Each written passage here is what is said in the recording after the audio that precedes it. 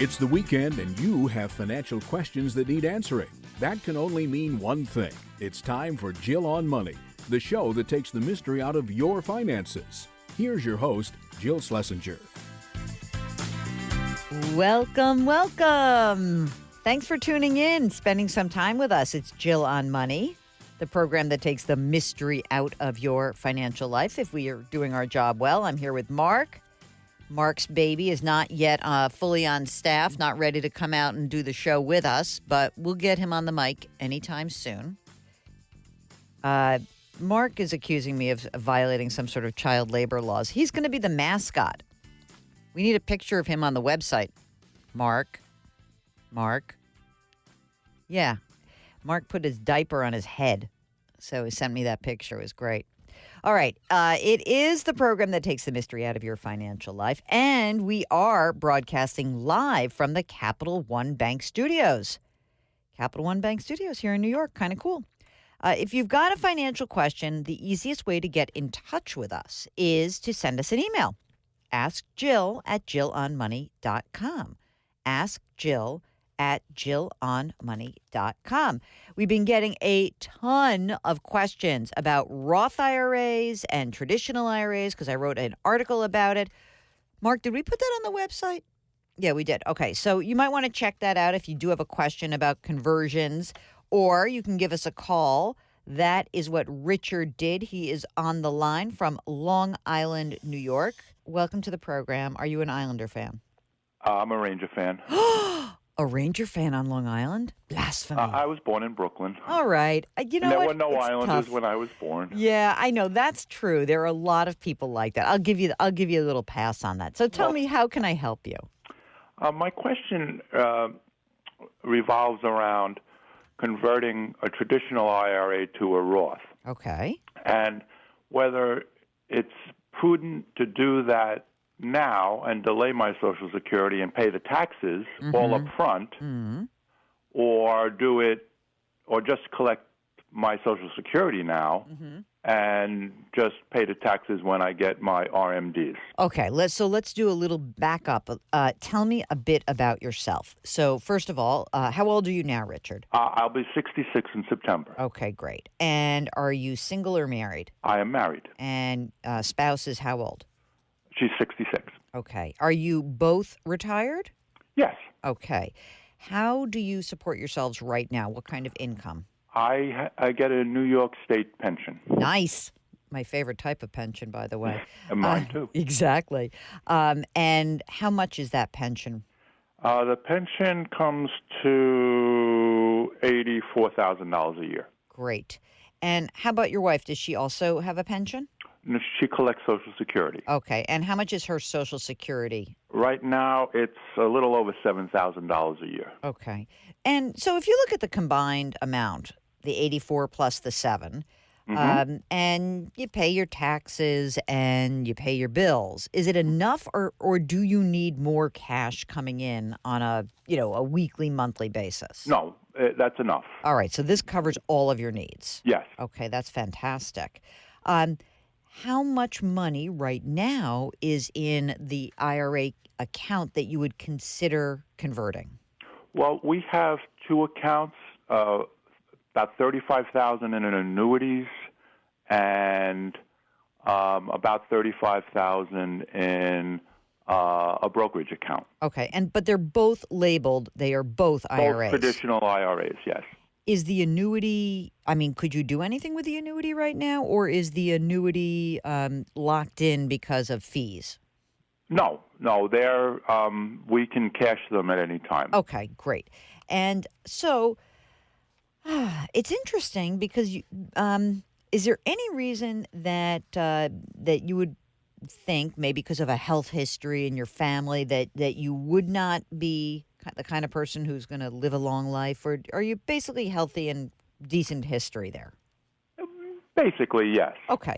I ask that because, sometimes when we make decisions about Social Security, one of the things that someone pointed out to me that I do forget to say is that all of the decisions around Social Security are predicated on when you die. And since we don't know that, what we can guess is if you're in fairly good health statistically, what you should live until. So Right. right? Yes. So we give a guess here. It's a pie, and you want each slice. Exactly. So, I mean, obviously, right now, with you said that you have, you're married filing jointly. Yes. So you're already in the 22% tax bracket, right? 'Cause Roughly. Yes. About, right? Yes. So, According to TurboTax, my effective tax rate last year was a little less than 10%. okay. So that's the effective. Right. So you have a house. Do you have a mortgage? Do you No have- mortgage. No mortgage. We own our house. And anything else that's in your future in terms of like your needs, wants, desires, anything that you would need money for let's say in the next year or two? Nothing that we haven't planned for. I mean, we want to do some basic home, Repairs? remodeling and updating, and maybe, replace a car within the next few years. Yeah. Mm-hmm. And you have some money outside of these IRA accounts for that? Yes, I have a deferred compensation plan from New York State. Mm-hmm. That again, at 70 and a half, I'll be required to take. Okay, but that's a qualified account, meaning Yes. that right? Okay, and how much money is in that deferred comp account? A little over 500,000. Oh, that's good. Yeah. And that's The great. market's been very good to me. Well, listen, you're a genius. All right, we're all geniuses, right? We're all a Yeah. genius when the market goes up. What about non-retirement accounts? Cash, anything else that's sloshing around? About $50,000. Okay, perfect. Okay, so here is what I would say to you.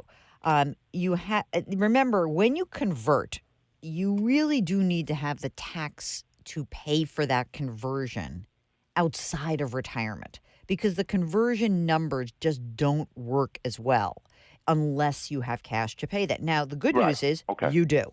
So, Well, I understand your point. right, yeah. So the thing that I would look at is, since you don't need to claim Social Security right this second, what I might do is delay. And here we are, it's the middle of the year. Maybe I would take half of the IRA brokerage account and convert it this year. And then I would take the other half and convert it next year.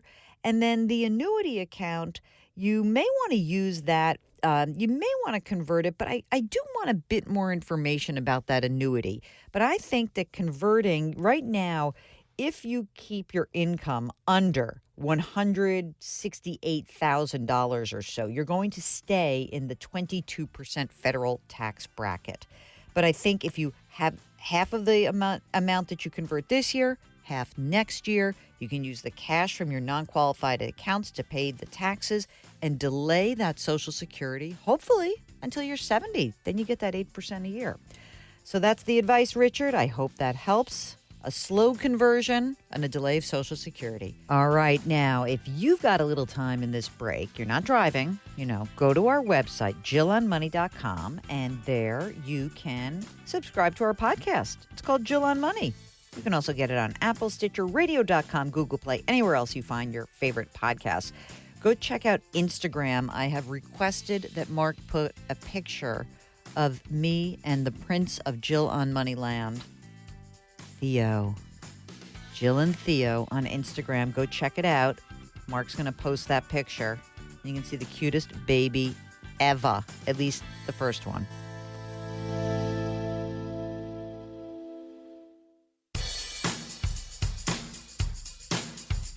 Do I invest here? Should I put my money there? Jill Schlesinger can help you. Back to Jill on Money. You're back. It's Jill on Money. You do not have to watch a 5-hour tennis match this weekend. Isn't that good? Mark, did you watch the whole thing? Oh, my God. They're insane. I watched the highlights reel. Thank you very much. It's Jill on Money. Mark's a huge tennis fan, so this is he and my sister, maybe the only people who are still watching, and Connie, our friend Connie, who maybe the 3 people who still watch all of the tennis matches from beginning to end. The rest of us with short attention spans, like the highlights. All right, you are back to the program that takes the mystery out of your financial life.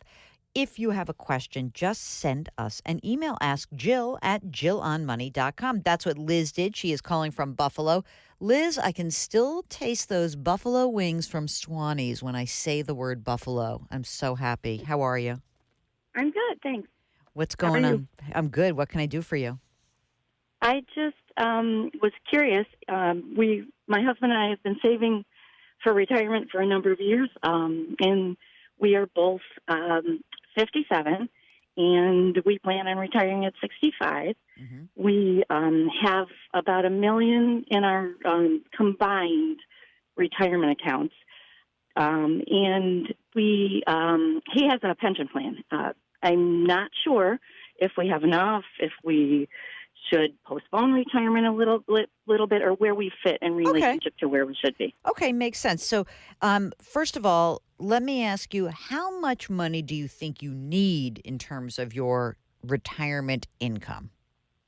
That's a good question. I'm not really certain. I think probably a safe bet would be we probably need close to what we're spending right now because we'd like to travel and maintain lifestyle. Okay, so how much is that? What do you spend now?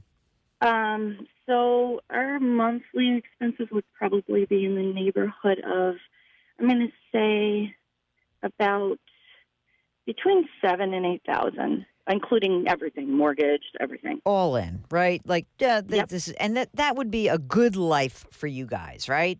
Yes. Okay, yes. great. All right, now let's go backwards. You said your husband will be entitled to a pension. About how much will that pension be? I'm thinking it's about $3,000 in income a month. Great. And have you gone to Social Security to get an estimate of what each of your Social Security benefits would be?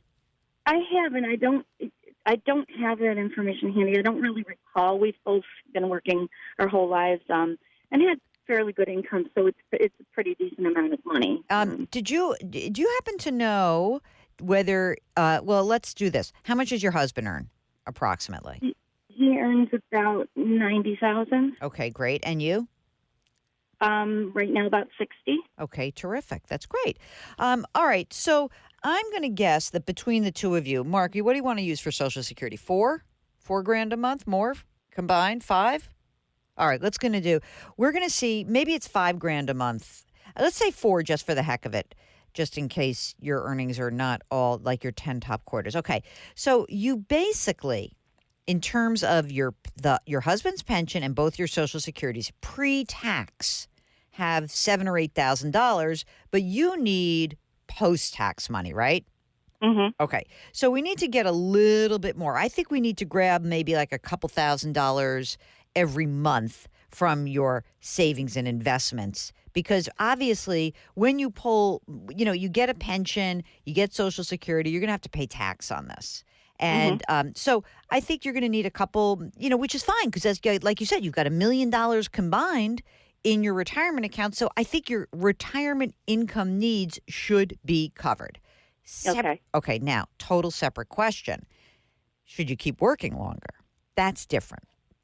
First of all, what I really think would be helpful at this point, because you know what? You are, 8-9 years away from retirement, do go to ssa.gov and check out what each of your Social Security benefits are likely to be. And run it until what's called your full retirement age, which would really, it's not 65, it's 66. Okay. You run it there, and then just do me a favor and shoot me a note after you get that number, because it may be that you're completely covered. Now, the next question is, do you like what you do? Oh, yeah, definitely. I mean, here's the thing that is always very interesting to me. And I wrote this in my book, that one of the big mistakes that people make about retirement is they don't actually really think about, like, well, what is it going to mean not to work? And presuming that you still like your job, one of the best things you can do to beef up your retirement savings is to keep working, because that has a double benefit. One, you're not dipping into that $1 million pot, which will be more than $1 million in the future, obviously, because you're going to contribute to it and hopefully it grows. But also that you're making money. So you're going to make money, you're going to not dip into your pot, and then you're also going to keep contributing to your retirement accounts. So I think that the question, do you have enough, or are you on the right track? I think you absolutely are. I think the bigger issue for you guys is to really contemplate if you still like working. I just read a really interesting article. It was a woman who talked about turning 60, and there was a delineation about retirement. Because, let's say once you get to be 57, 60 years old, you're more likely to make 90 or 95, and that's a long retirement, right? And if you think about it, from 60 to 65, it's like you're young, you're healthy, you can still work, you may want to be engaged. There's a part of retirement that can be, it sounds great, I'm going to travel, I'm going to do this, but a lot of people end up being bored because they're young and healthy and they want to keep their minds active. So I'm going to just encourage you and your husband to start poking around and really thinking about, what does retirement mean? What do we want to do? It's not going to just be playing golf and traveling. It's going to be some next steps about would we want to keep working maybe part-time? Are there things that we want to do in terms of keeping active with volunteerism or something like that? The people who have an unhappy transition to retirement just don't give any they just don't pay attention to that. It almost seems like, the numbers are there, but you didn't think about the other part of retirement as well. So I think you guys are in great shape. I would encourage you to start thinking about this and talking to friends of yours who may be retired already. I'm sure you have some folks who I certainly do, where they retire and they kind of regret it. They're like, oh, I probably shouldn't have done that. The longer you work, the more financially secure you're going to be, obviously. And if you like what you do, you might end up being more fulfilled if you work a little bit longer and stay active. And maybe you could go part-time. Do either you or your husband have an ability to work part-time? Oh, yeah. I have the ability to work part-time. I think my husband, when he's done, he wants to be done. But for me, I could see working part-time. Yeah, every little bit helps. And again, like I said, you don't need to work. There's nothing that I see that's like, oh, my God, if you don't work, it's going to be treacherous for retirement. But I think you're really young. You sound healthy. It is important for you to contemplate what those next 30, 35 years really mean to you. So give it some thought. I think you're on the right track. So keep going. Go to ssa.gov. Let's get those income numbers buttoned down and keep working. How's that? Okay. Thanks so much. All right. Take care. Good luck. Bye. Bye. Mark, it's so weird I'm not 57 yet, but let's call it mid-50s. I can't think of not working. I'd like not to wake up at 4. Let's be honest. But it's so hard to imagine not working for me. I think that's something that people like. I love what I do. It's great. But that said, even when you don't like what you do, to think about doing something as you get older, I'm really in favor of this. And I think that with longer life expectancies, 30 years is a long time not to do anything. It really is. And I know you can get unlucky, right?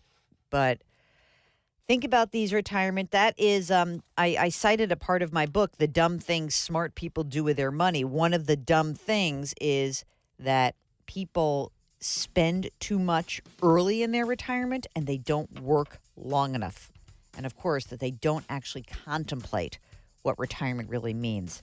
Would you like a copy of The Dumb Things Smart People Do With Their Money? 13 Ways to Right Your Financial Wrongs? All you have to do is go to the website, JillOnMoney.com. Click on the book, and you can buy it for all of your friends, relatives, and extended family. It's Jill on Money. We'll be right back.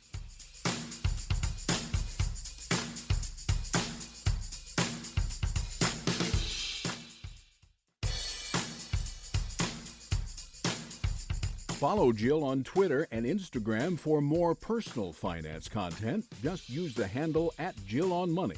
Now, back to the show. You're back. It's Jill on Money. It's the summertime.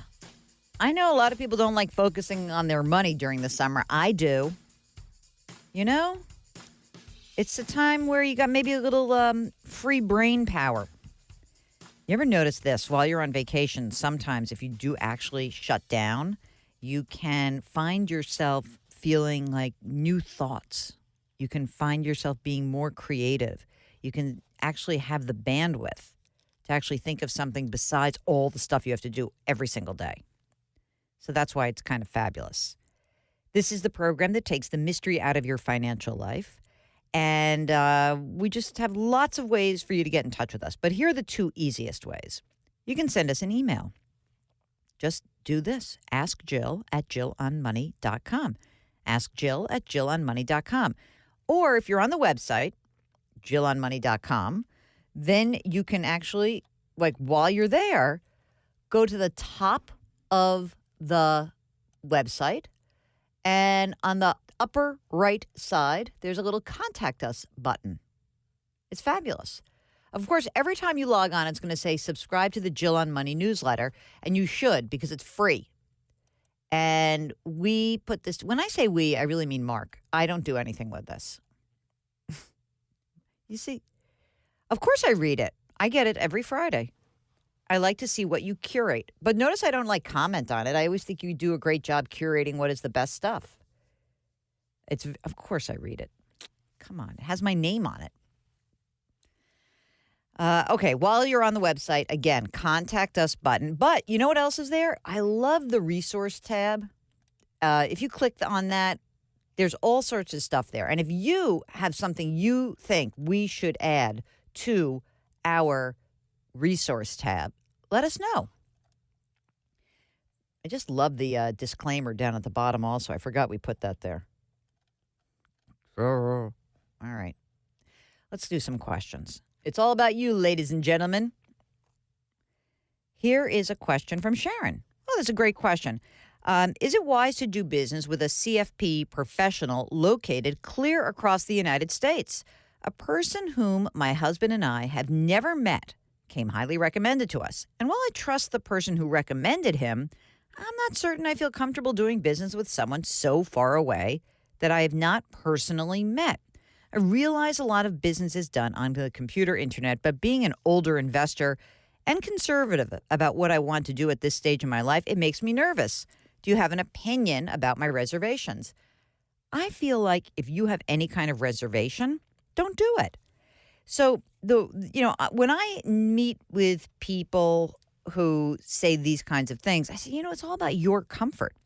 One idea might be if the person is across the country, you say, hey, do you ever come to, let's say you're on the West Coast. Do you ever come to the West Coast? I'd like to meet you first. If not, just go on. Why don't you ask the advisor to make a recommendation of someone he knows closer to you? Most people will do that. And anyone worth their salt will take the opportunity to create some opening of a relationship with you. And you could just say, look, I may be old-fashioned. This is how I feel. And it's your feelings are your feelings, man. Don't worry about it. I think you should absolutely, positively make yourself most comfortable. That's what I would do. Okay, Eric writes, hi, Jill and team. Hi, Mark, Jill and Mark. Love your podcast. Hey, guys, my podcast is also called Jill on Money. And you can get it on Apple, Stitcher, radio.com, Google Play, anywhere else you find your favorite podcast. Subscribe to it. It's a little different than the radio show, so check it out. Jill on Money is the podcast. Okay, Eric writes, I am a registered client associate at the moment who's looking to take the next step in my career. I'm not positive if I truly want to be a retail advisor or if I may be better suited for a relationship management role. I don't have a wealthy network to target if I were to become an advisor, which makes me think I could start as a relationship manager with accounts being handed off to me. And Eric notes, this is obviously I would have a cap on my compensation level. I do like speaking with clients, building relationships, helping them achieve their goals, which makes me want to stay in the industry. I'm in a program to obtain my AAMS designation. Accredited Asset Manager Specialist, something like that. Check that out, Mark. What's AAMS? And Eric's going to pursue his CFP within the next few years. I'm a big fan of the institutional side of the business. Sorry for rambling. Any advice would be greatly appreciated. Okay, Eric. First of all, I like the idea of learning how to manage relationships and starting small. And so I think what's really great is I agree with you. I think it's better to kind of go more slowly in this effort than to jump in. So I think that's number one. If you're a big fan of the institutional side of the business, there's nothing wrong with that. It's just harder to break in. So I think you're going to have to make a decision. Do you want to stay on the retail or do you want to go institutional? If you want to stay in the retail, I'd like the relationship manager role. I like you pursuing your CFP. If, however, you think you want to go to the institutional side, then you would be really in the category of someone who might want to try the CFA versus the CFP. So I think that any way that you're like where you're jazzed and you feel like you have a good opportunity, go for it. But if you feel like any part of it is just like way too salesy for you and you're willing to forego your upside, because that's really what sales is, then you take a slower path. But I think you'll be happier for it. So I like your game plan. Okay? There's a question here about IRA rules, about when you have a simple IRA, and this is a note from Tom, and there's a question about a simple IRA if you're working beyond the age of 70 and a half. And he says, my CPA said we can continue to contribute to our simple IRA company plan beyond 70 and a half. However, we are required to make the RMD each year. Continuing to contribute with a catch-up provision and matching funds in the company are good things, and having that contribution as tax-deferred income helps offset RMD. The IRS website never seems to say what the rules are. It only says generally. I'm going to go with the CPA. I think he's right. So stick to that. I go with the CPA. All right, you're listening to Jill on Money. Read, listen, watch, sign up for the free weekly newsletter, or buy the book. Just go to JillOnMoney.com. Don't forget, the book is called The Dumb Things Smart People Do With Their Money. We'll be right back.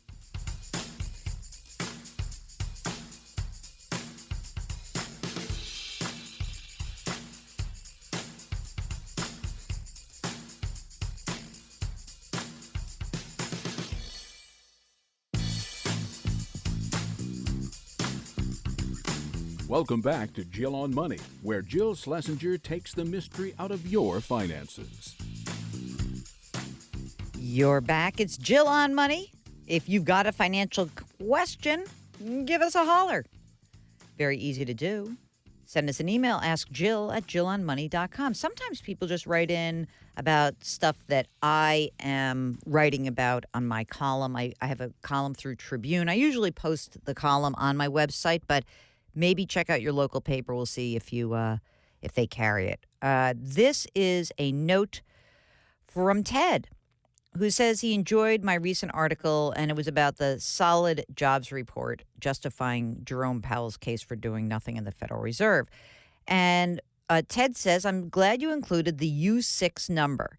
Okay, U6, that's like this broad unemployment rate, which basically says, so the way the unemployment rate works, there's two different surveys for the unemployment numbers. One is you go to businesses, the government goes to the businesses and says, okay, how many people did you hire last month? The other survey goes to households and says, do you have a job? Are you actively looking for a job? Would you like a better job? Do you wish that you were working full-time but you only have part-time help? Now, the broad unemployment rate just says, do you have a job? Okay? And are you actively seeking a job? But when you put in all those other people, you get a different number. And that's the U6 number. It's considered a broad unemployment rate. And it is near record lows, I think lowest since the year 2000. And Ted wants to know, isn't it strange that we're near record low unemployment, but the lower and middle class doesn't feel secure? It's so true. And so Ted writes, I think there are two things that is driving this phenomenon. Although active unemployment rates are near record lows, the labor participation rate, which means just the number of people in the pool, is pretty low. So essentially, he's saying there's a lot of people on the sidelines. But you know what? A lot of those people on the sidelines, Ted, are just retired people. One of the reasons the participation rate is so low, which is, essentially 63%-ish. The reason why the participation rate is so low is not only because the labor market is weird, but also because a bunch of baby boomers retired. So that's number one. Number two, he says lower and middle class working families are paying any extra money they have on healthcare premiums and deductibles. I think that's probably true. And I think, Ted, you've got something there in that I think a lot of people are feeling squeezed because there are certain parts of our benefits plans that have fallen disproportionately on us. And I do think that's important to recognize. It used to be that kind of like everything was covered, not so much anymore. Also, listen, that financial crisis really gutted through a lot of people and their savings, and even if they're working again, they may still be building up their net worth. All right, let's go to Dan, who says, my parents live in this small town. They want to invest with a broker from a certain company. I'm not going to say it. They say they only want to go there because they have one on every street corner. I read enough there of the practice and legal issues to know I wouldn't go there. How do I find a fee-only advisor in their town? All right. So, Dan, the way you do that is you go to NAPFA, NAPFA.org, National Association Personal Financial Advisors, NAPFA.org. You can check it out, put in your zip code and see. I agree with you. It's really good to deal with someone who's not selling a bunch of product. So try that out. Jose writes about his mother's financial situation. She's 71. She's retired, and she's a widow. She owns her own home. She's still healthy enough to be independent. She lives on fixed income. So that includes Social Security and the income from 2 annuities. The larger one is a qualified annuity, meaning it came from an employer. Smaller one, non-qualified. Total value is about $200,000. Now, here's the issue. The qualified contract, the one from the retirement plan, it's out of its surrender period. And we have to figure out whether to make a change. I believe it pays 5%. Her current income covers her expenses but leaves her little flexibility. We would like to generate additional income, but ensure that she doesn't outlive her savings. I know annuities are costly, but it seems to be the best option to achieve income and principal preservation. It would be difficult to generate the same income from her balance if she invested elsewhere. Salesperson indicated she could purchase a new contract paying 6.6, but it resets the clock on the surrender period. She's not ready to sell her house, so accessing her home equity is not possible. My question, are either the new annuity or a reverse mortgage her only or best options at this point? If so, what are the details that I should be paying close attention to? Here's what the detail you should be paying attention to. We need some unbiased help. And so you just heard me talk about NAPFA, National Association Personal Financial Advisors. Guys, I can't underscore how much it really is imperative that you get an unbiased third party who does not sell product when you're in a situation like this. And so that's what I would do. I don't know if you can get a new contract. I don't know if you should get a new contract. Maybe you go through a NAPFA advisor who says, well, I think an annuity is the best idea for you, and this is the kind of annuity, go get it from your insurance salesman. Maybe, on the other hand, that person says it's a terrible idea. And a reverse mortgage might be a really important component of your mom's future financial security. But what I do know is that when the person who sold you one contract wants to sell you another one, that yellow flag goes up. Should, at least. Okay?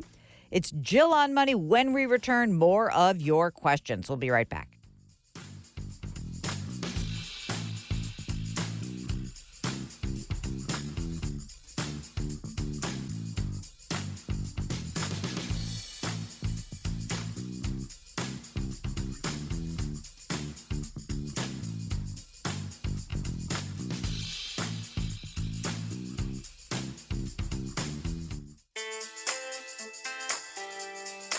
You're back.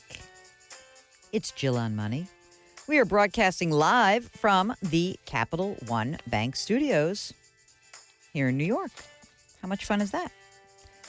All right. Before we go to a break, here is a question from Leslie, who was writing in after I wrote an article about financial literacy. Leslie writes, I am debating taking out an umbrella policy, and I'm wondering if you could provide guidance or an opinion. I've read that when net worth approaches $1 million, an umbrella insurance policy should be considered in order to protect against a major lawsuit. Yeah, that's probably about right. But, I mean, look, umbrella coverage is so cheap, it's just like an easy thing to add on. It can often be added on through your homeowner's provider. It can be added on through your auto policy. And you can buy it as like a freestanding product, but it's usually an add-on. Okay. So the question from Leslie, are 401k and other retirement savings considered to be available assets for the purpose of calculating a person's net worth? I look forward to hearing from you. Well, here's the thing. Those retirement assets are protected from litigation. Okay? 401k protected from litigation. 403b, 457 plan. It's actually one of the big reasons. Here's a funny little quirk of history. When O.J. Simpson lost his civil lawsuit and, he basically was on the hook for millions of dollars, they couldn't touch his NFL pension or his retirement savings through the NFL because that's all protected from litigation. It's also a reason why some people who are in a highly litigious field don't roll over their assets because IRA assets are subject to litigation. So here's the thing. Include your house, include your net worth, but it's also just peace of mind. So I think that if you're going to actually do this, then, it's so funny. The web address, the address came from a Leslie, but it's signed Tony. So Tony and Leslie, go get an umbrella policy, shop around, but don't freak out too much. Pretty cheap coverage, so go get that. Okay, when we come back next hour, what are we going to do, Mark? Questions? Exciting? A guest? Stay tuned. It's a mystery guest. We'll be right back.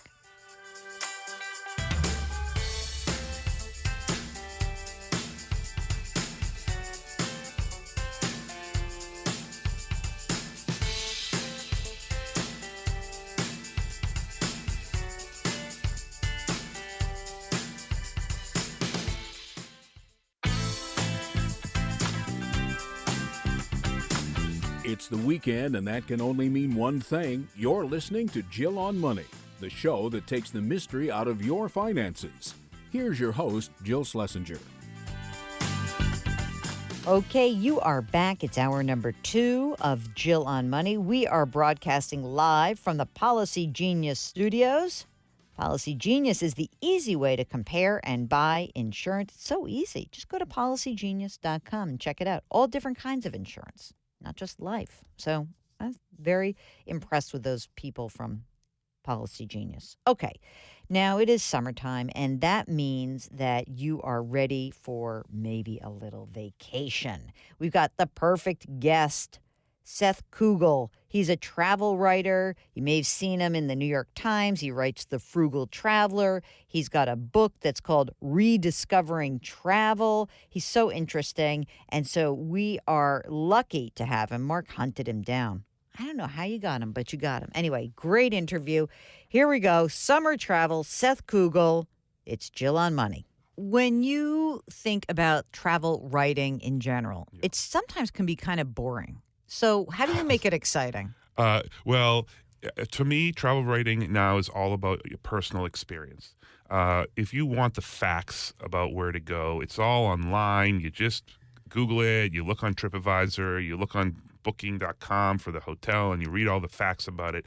Travel is all about your personal experience, and that means doing things your own way, not listening to what other people say you should do, not going to see the Mona Lisa when you're in Paris unless you're dying to see the Mona Lisa. Yeah, because there are some crowds there. It's amazing. And yet you look at people's selfies who sit there, who go to the Mona Lisa, and it looks like they're alone with the Mona Lisa.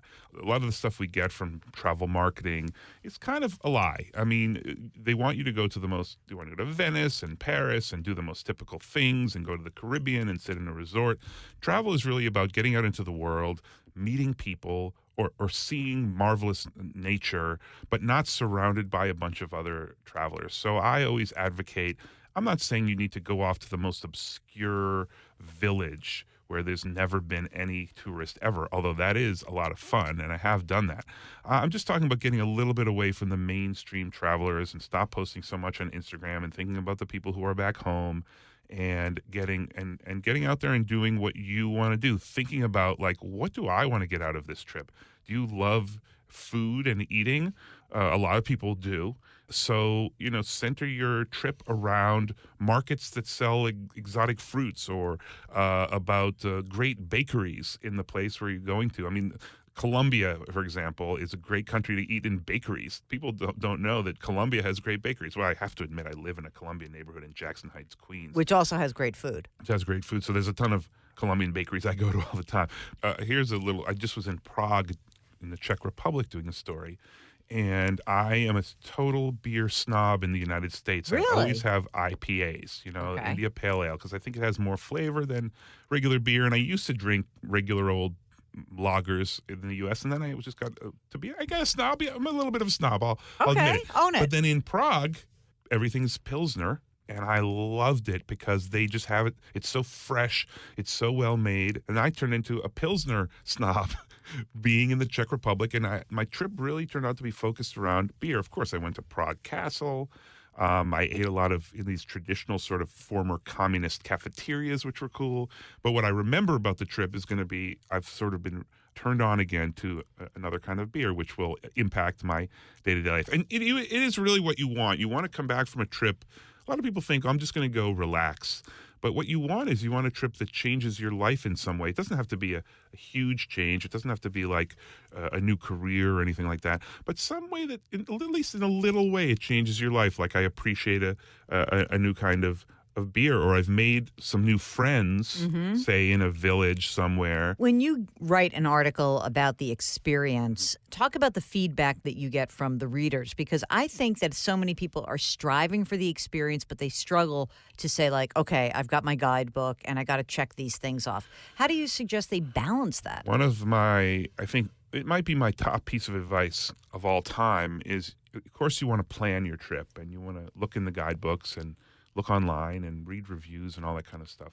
The sacrifice you make for being spontaneous in travel is very small. Right. You're going to lose an hour at most, maybe. You see a store, or you're on your way to a fancy restaurant, but you see a really, like, you're in Italy and you see a little neighborhood bistro that's really just totally packed with people, and someone's playing music and a couple of people are dancing. Well, walk in anyway, see if there's a table for you. Screw your reservation in a fancy restaurant, and see, and what the worst thing that can happen again? Oh, you have a bad meal? Well, first of all, I doubt you're going to have a bad meal. Second of all, what, you missed a Michelin-starred restaurant in Italy? Oh, go to a Michelin-starred restaurant back home and, make up for it or something like that. So I really advise people to not get caught up in a list of things they have to do and just check them off. Checking off lists is the worst possible way to travel. I hate the term bucket list because it makes you think that there are certain things people have to see in order to be a civilized, cultured traveler. One of the places people love to go traveling these days is Thailand. I've never been to Thailand. I'm a travel writer, and I've never been to Thailand. Really? I feel bad. Do I feel bad about that? Sort of in a superficial way, I do. Yeah. But you know what? I do Latin America and Europe. Those are the places I like to go. And, I've been to Korea, I've been to China, but I've never been to Thailand. Would I like to go? If you handed me a ticket, would I go tomorrow? I would. But I'm not, like, wrapped up in the fact that I haven't been to Thailand. And you don't feel bad about yourself? Well, people just look at me. They're like, what do you mean you've never been to Thailand? And I say, well, look, I have a lot of friends in Brazil. I have a lot of friends in Mexico. I have a lot of friends in France. I like to visit places multiple times. There's another piece of advice. Don't think you have to be everywhere once. And a lot of times, it's better to be in one place 5 times than to go to 5 different countries once. You get to know a place. Maybe you pick up a few words of the language. You meet people. The people in the corner store remember you from the last time you stayed in that same bed and breakfast or whatever. Now, if you're thinking about these experiences, do you have an opinion, hotel versus Airbnb? Do you think both have merits? How do you come down on this? Well, I do think they both have merits. I think it depends on what you want. If you want a sort of a more catered experience and you want to have things be a little easier, then a hotel is probably the way to go. There's always a little bit of complication with vacation rentals like Airbnb. There's always a chance that you're not going to meet up with the person at the right time, and there's always a chance it's not going to be quite what you thought it was going to be. I do use Airbnb. It's not my favorite company. I think that Why is that? Well, it's a little bit like Uber in the sense that they do skirt the law in a lot of places, and now we live in New York, and in New York there's a lot of Airbnb rentals that are illegal. They even have it out in the subway. Have you seen this? These announcements: please report anyone illegally renting out their apartment in your building. Oh yeah, and that's because Airbnb, they basically allow you to do it until you're caught, right? Kind of.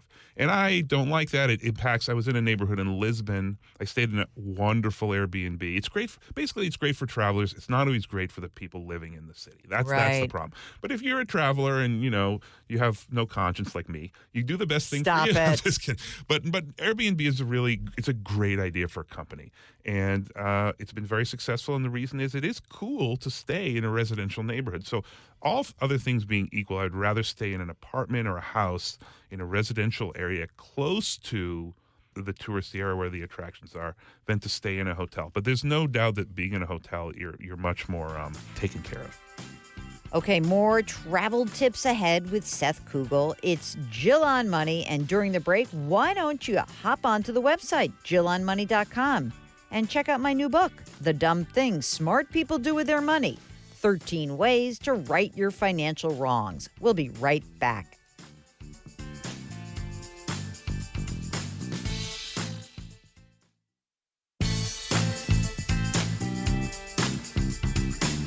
If you've missed any part of a show or want to check out a past show, go to jillonmoney.com for more great personal finance content. You are back. It's Jill on Money, and we are talking travel with New York Times Frugal Traveler Seth Kugel. And I love to travel, which is why throughout this interview, I talk about the places that I've been and ask him questions. Maybe you're not that into travel. Maybe maybe it's too much of a pain, but it does do this amazing thing, which is open your mind and brings you cultures that maybe you've never considered. And I know you sort of think, well, everything's the same, and there's banks on every corner of every city, and it's the same clothing stores, but it is different. The people are different, and it's eye-opening and delightful. One of the questions I wanted to talk about with Seth was the idea of kind of doing your own thing or making sure that you are with a tour that gives you access to things that maybe you couldn't have gotten access to. What's your view on self-guided or getting tour guides when you go to a place that, obviously you don't necessarily need a tour guide in Florence or in Paris because it's pretty easy to get around. But what about places where you think it might be either more efficient or you're going to get something much different? There's certain places that you sort of have to have a guide. So there's a lot of nature-oriented or adventure travel kind of places, or that you sort of stuck without a guide. I was recently in the Amazon in Brazil, and you can't really do the Amazon on your own.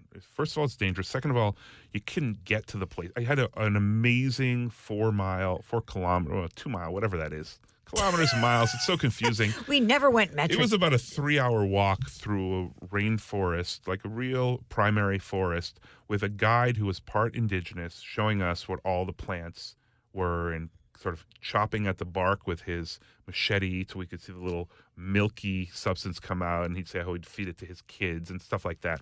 That's the sort of thing you need to evaluate. Is this something I really need a guide for? Is it something that I can print something out? A lot of walking tours are available that you can kind of just print out. And I really recommend actually printing them out.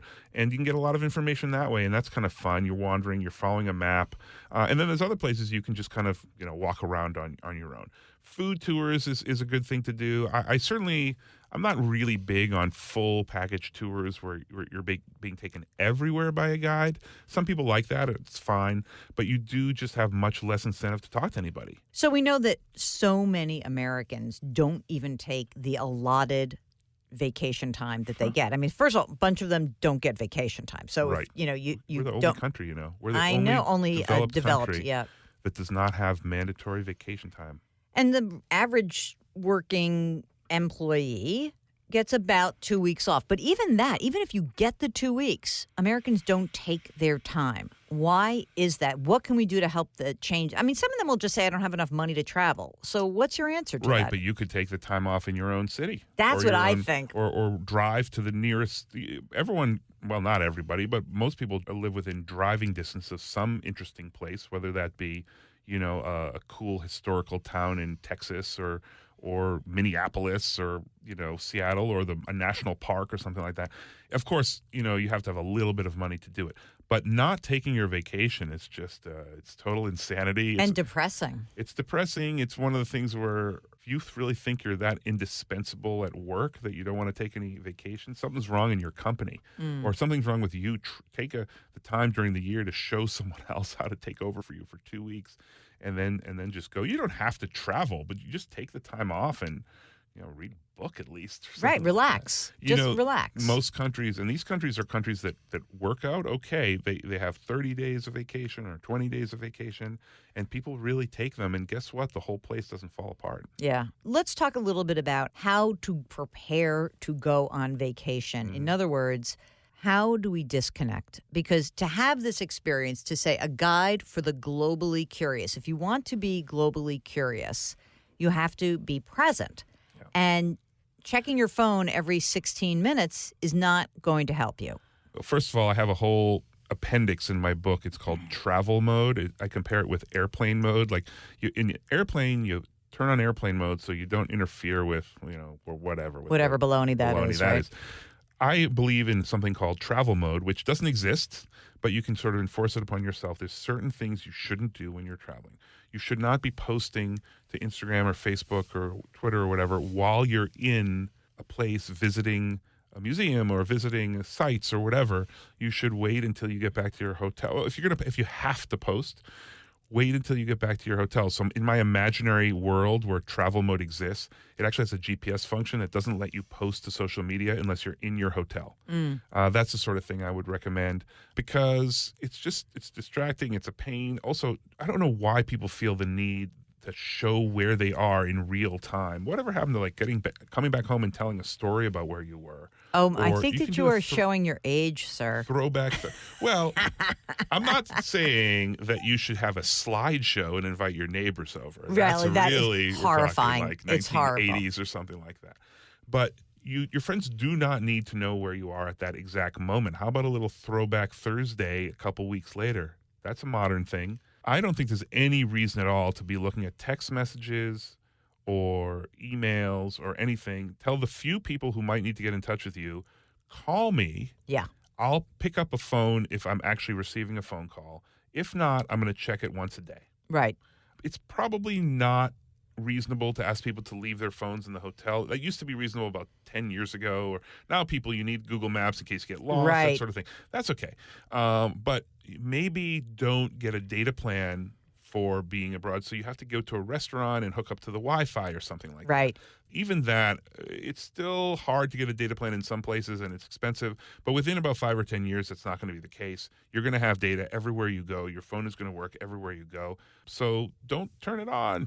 Go use Wi-Fi only. You'll always find a Wi-Fi place if you really need to in an emergency. If someone's listening right now and they say, I haven't booked my summer vacation, what should they do to get started? Is it just as simple as like, where is it that you want to go? Or should it be about price? Or, obviously there's a budget involved. If they haven't booked their summer vacation yet, and price is a factor, they're not going to want to think about where their dream destination is. They're going to look around for good deals. And there are tools on a lot of online travel agencies, as we call them, Kayak and Expedia and that kind of thing. They can see, like, where are the deals? And you can Google how to find those. And it'll say, well, for these particular dates or for this month, these dates, you can get to Romania or Turkey or whatever for cheaper than usual. Right. Phoenix is very good place to find a good deal. Good, fantastic deal in August. Another thing you can do is look at the average prices for specific dates on a hotel booking site. And so you can sort of see, if you look for New York over Christmas week or something like that, you're going to see really high prices. But maybe if you looked in, I don't know, in Chicago in August, you'll see that there's a week that there's nothing going on, and maybe it's a cheap time to go there and a great time to go to Chicago. What's your opinion about using these online searches? Because one travel person told me that nowadays you can look online, but only half of the inventory is available online, so you're actually better off calling hotels. Is that right? I don't think that half of the inventory is online, but there is a strange rule that says that no matter what site you go to, the hotel, at least the big chains,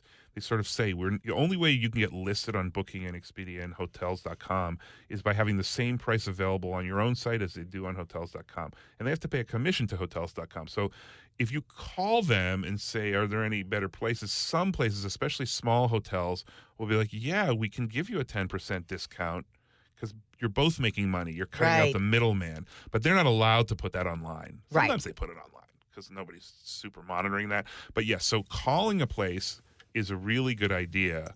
And asking what their best rate is for this time. The opposite, though, can also happen. I've been on road trips where I go and walk into a motel, like an average Comfort Inn or whatever, just I need a place to sleep. And I ask what the price is, and they say, well, it's $97 a night. And I'm like, hold on a second. And then I go onto one of the apps, and it's like $53. And I'm like, why don't you give me this rate? Because I'm going to pay $53 a night to Hotels.com, and then Hotels.com is going to keep $10. You're only going to get $43, but they don't. They just can't do it. All right, so you want to do both. So good practice to do both. Okay, we'll be back with our interview with Seth Kugel in just a second. Have you signed up for the free weekly newsletter? All you have to do is go to JillOnMoney.com. It's right there, JillOnMoney.com. Free weekly newsletter comes out on Fridays. Okay, we'll be right back.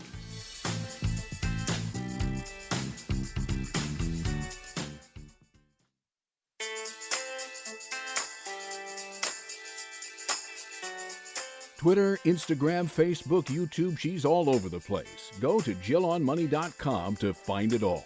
Now back to the show with Jill Schlesinger.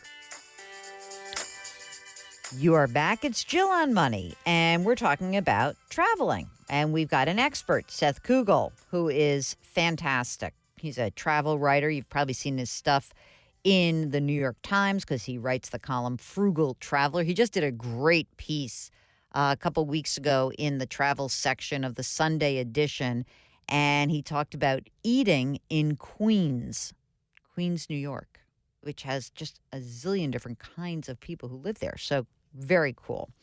Now, listen, I have a pet peeve. It is that I really don't like to fly. And I was wondering whether Seth had any tips about the whole flying experience. I just had to take a red eye back from the West Coast. It was a teeny tiny plane. Mark's crying for me. He's saying, too bad. But, it was fine. I made a bigger deal about it before. Then it really wasn't a big deal. I promise. And Mark says, do you want some cheese with that wine? Yes, please. All right. Anyway, here is the last part of our segment with Seth Kugel. And check it out. We're talking about flying. It's beastly. Okay, shall we talk about the elephant in the room, which is flying, and how much I hate it? The way that the industry has now wedged us in general.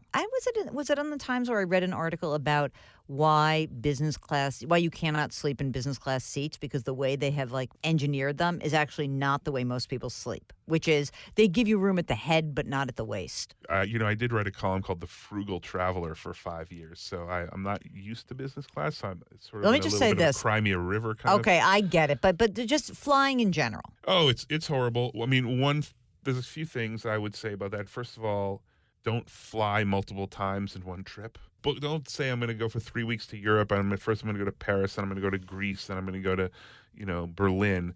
Go to one place. Take the train after that if you need to get out. First of all, flying multiple times in one trip is terrible environmentally. Flying is a climate change sort of causer. And so no one's stopping traveling, but if you could just take one flight each way and then either take a bus or rent a car or don't go very far. People try to fit in. I had a friend who tried to take a trip, doesn't travel much, tried to take a trip for 2 weeks to Spain and Morocco and tried to go to about 6 different cities in 2 weeks which is just insane. 2 days per city. I mean, I guess in theory, when you think about it, it sounds okay. But then imagine getting from one place to another takes half a day to begin with. You're rushing around. Personally, the first 24 hours I'm in a strange city, I don't feel good anyway. I feel like disoriented. Yeah. So go to a place for a longer period of time, and that'll save you. And then you'll just have to suck it up and take the one trip. So you travel extensively to Latin America, Central America, obviously, as well, and also Europe. Are there places that you really are saying, like, I have got to do this for the Times or for anywhere else because there's like a passion that you have that you haven't done it yet? Well, one of the problems with writing about travel, about places you haven't been, is that you don't know that much about them. Yeah, but still. I mean, I'm very poorly traveled in Southeast Asia, and it is a place I would love to go. By the way, my aunt who lives in Australia, when she first went to Southeast Asia, she had the greatest remark ever. It's a long way to go for a palm tree. Well, it is something you have to watch out for. So if I think of Australia, I went to Fiji once, and Fiji to us seems like this far away, exotic place in the South Pacific. Wow. Well, you get there, and it's all a bunch of drunk people from Australia. It's like their Caribbean. It's not that there aren't really nice places to visit in Fiji, but don't think you're going to be in this isolated land full of wonders. It's like going to the Dominican Republic is for us. Right. It's a quick hop from New York. It's 4 hours, and it's a place where, yeah, you can go to wonderful places there, and it's a great culture. But a lot of people go just to get away from it, get away for the weekend. And that's what you're going to find in places like that. So be sure you realize that even no matter how far away you go, there's probably someone from nearby visiting, like just for the weekend. Where is it that forgetting about, you don't have to be an expert. Well, I want to see it through your eyes. Probably the place that I most regret not having been to at all, don't be shocked, is India. That's the same with me. Yeah. Let's go. Sure. Next year. I'm looking next year. The thing that I've realized this, I don't know about India specifically, but anytime I go to a big country, I'm always amazed at how many great places there are that nobody. Look at the United States. Oh, yes. So when a tourist comes from abroad and goes to the United States, they want to go to New York, they want to go to New Orleans, maybe they want to go to Yellowstone. Think of all the other great places in the U.S. that the average foreign traveler has never heard of. Think of like the South, Charleston, South Carolina, or like people from abroad haven't heard of those places, or Texas, like doing a road trip in Texas or something like that. Well, India is that kind of place. It's humongous. There's a ton of different cultures all over the place. It's not whatever the images of India in my mind. I know that that's not what it really is. And I think that the advice of not trying to do too much to go to a place like that. Now, Mark, who is a world traveler himself and a great executive producer, thinks that there is absolutely no way he'll ever go to India. Is that true, Mark? That is true, he says. I am enamored and slightly scared. Just full disclosure, I'm a little bit of a princess. People do find themselves overwhelmed by India. It is not a place to go if you like to be isolated. I'm pretty sure if I went to India, I'd stop by Mumbai or something for a couple of days, and then I would find some rural area to go to that's kind of like... So one of the things I like to do is when I go into TripAdvisor and say things to do in a place, I like to go to like number 422. And because I know that that's going to be a sort of an interesting spot, like, or just to Google like 20 places in India you've never heard of, and find one of those and make that my first trip to India, as opposed to going to the hot spots, which are going to be these huge cities with lots of great stuff, I'm sure, but also tons of tourists, massive crowds, lots of discomfort at being a rich person in a poor, because you're rich if you go to India, no matter how rich you are here. I very carefully curate my first India experience so it's not stereotypical. And try let's stay in touch. I think we can make something happen it. here. I'll do the first world part. You do the third world part. And then you'll help me. And you'll be in business class and I'll be in coach. Yeah, definitely. Yeah. To India? Come on. Okay, that is it with our interview with Seth Kugel. Go check out his website. It's SethKugel.com, Kugel. And you can check out his book, Rediscovering Travel. So good. Okay, when we return, more of your questions. We will be right back.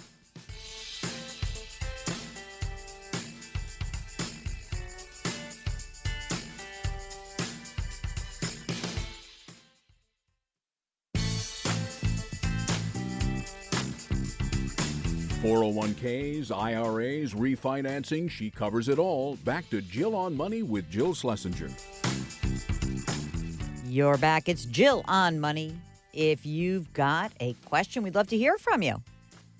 All you have to do, send us an email. Ask Jill at jillonmoney.com or go to the website, jillonmoney.com. Click on the Contact Us button. That is what Gina did. Gina says, my husband and I are 60 and we've been saving since we were 18, but we've been business owners for all those years, and so we have no company-provided pensions. By the way, business owners, there are things you can do. So not for you, Gina, because you're at the end of the line there, but if you have a small business, there are so many retirement plans you can put in place. You should really be talking to somebody. Sometimes a tax preparer can help you with this, or CFP. Be really good person to talk to. Okay. Now, Gina says, we want to find a financial calculator that could help us see where we sit at this time and determine whether or not we have enough money saved. And can we slow down saving and have some fun? You can always have fun. By the way, Mark, did you see that the Employee Benefit Research Institute, also called EBRI, they said that 2/3 of Americans feel confident in their ability to live comfortably, but only 42% have actually tried to calculate the numbers. Like, I feel confident. I mean, it's grounded in nothing. I don't know why that just made me laugh out loud. Everyone says, oh, I'll work longer. But, only like 6% of people over 65 are still in the workforce. I mean, it's more than double where it was. But, like, to say that I'm going to work longer and that's my retirement just doesn't always work out that way. So, Gina, here's what I think I would do. I would go to a couple of different, I mean, wherever your money is held, you can do some planning. But, if you look, and I'm going to just say this for everybody here, that if you go to our resource section at Jill on Money, and you want to look at retirement calculators, there's two that we like. ChooseToSave.org is the free one.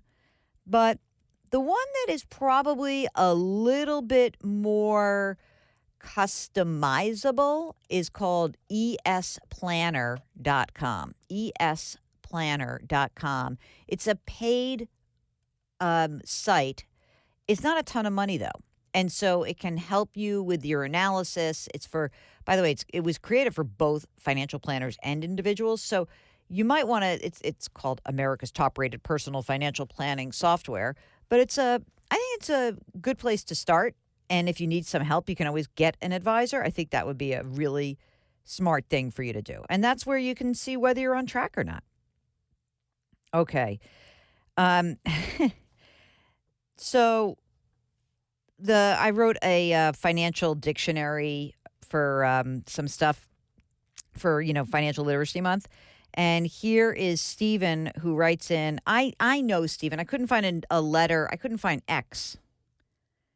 Anything that starts with X. X dividend, X warrant, X rights, he says. You want to add those, Mark? Let's do X dividend. But it's really E. I don't know. It's good luck. And so he also says there's a great dictionary of financial and investing terms by Barron's. So thanks, Steve. I appreciate that. I always like people who help us out. We're all about getting the information. And here's another one, X. Only investment word I could think of with an X, this is from Rhonda, would be X-ray tool used to analyze your portfolio. Do you have suggestions of organizations that could use volunteers to promote financial literacy? I'm retired, but I have a CFA and over 25 years of investing experience. I live in Chicago. Rhonda, hey, what about that woman? What is it? Oh, my God. We had her on the show. What was her name? Nan Morrison. What's her organization? Center for Economic Education, Rhonda. That's what you're going to go for. Center for Economic Education. Okay. How much time do I have? One more? Can I do? This is from, I don't know who this is. Let's call it PG. I heard you on KDKA radio in Pittsburgh, and I understand that there's a requirement to have to pay taxes. I don't like the situation, but it's inevitable. The thing that totally took me by surprise is the impact on your gross income has on your Medicare premiums. Yeah, gang. It's so true. That's one of the reasons why Ed Slott has been on this program, who says one of the great aspects of a Roth IRA, and that you don't have to take required minimum distributions, is that it won't impact your Medicare premiums. So anyway, this guy's like, I'm sorry to complain, but thanks for listening. Yeah, people don't talk about this stuff, and it's important. Still working with regards to an RMD. Can you work part-time and not have to take an RMD? The answer is no. I don't think it's part-time. I think it's like you don't have to work. I'm going to look it up during the break. Let me look it up during the break, and then we'll figure it out. I'm going to go on to the IRS website, and we'll see if we can get what the definition is. How about that? Be good. All right. Very good. See how exhausted I am? You're listening to Jill on Money. And Mark, when we get back, what are we going to do? More fun, more emails, more of your questions. During the break, why don't you go to the website, jillonmoney.com. You can see all those resources. You can also subscribe to our free weekly newsletter. Free. Got it? It's awesome. All right, we'll be right back.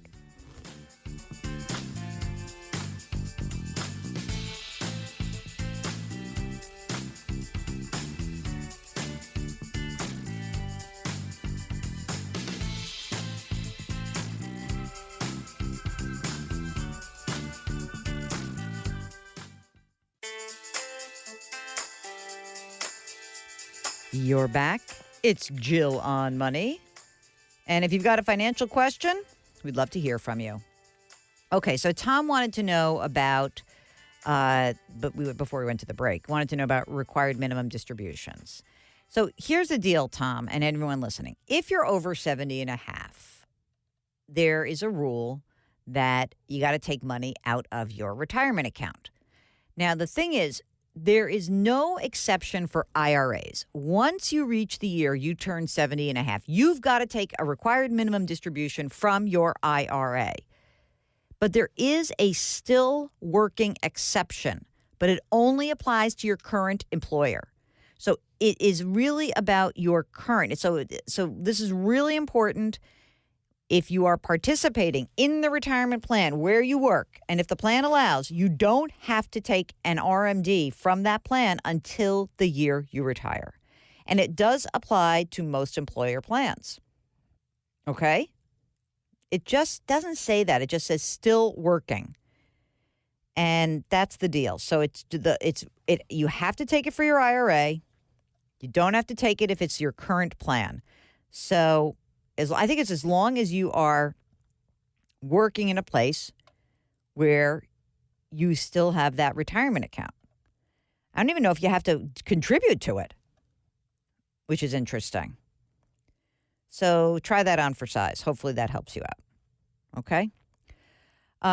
Here's a question from Ken. I have a car which I need to place into an irrevocable trust. Why? Why on earth would you ever do that? First of all, you never put an asset that you're going to sell inside of a trust. There's no reason why you would do this. This is crazy. And once an asset goes into an irrevocable trust, which is not changeable, by the way, you can't take it out. There's a whole mishigas and pain in the neck for doing that. So if you mean you're putting a car into a revocable trust, I don't know why you would do that. I mean, unless it's like a Ferrari. You think it's a Ferrari, Mark? If it's a Ferrari, let me know, Ken. Okay, you've been listening to Jill on Money. We have been broadcasting live from the Policy Genius Studios here in New York. If you've got a financial question throughout the week, just give us a holler. Ask Jill at jillonmoney.com. Go to our website, jillonmoney.com. Click the resources, click the contact us, and buy the book, The Dumb Things Smart People Do With Their Money, 13 Ways to Right Your Financial Wrongs. Thanks for listening. We'll talk to you next week.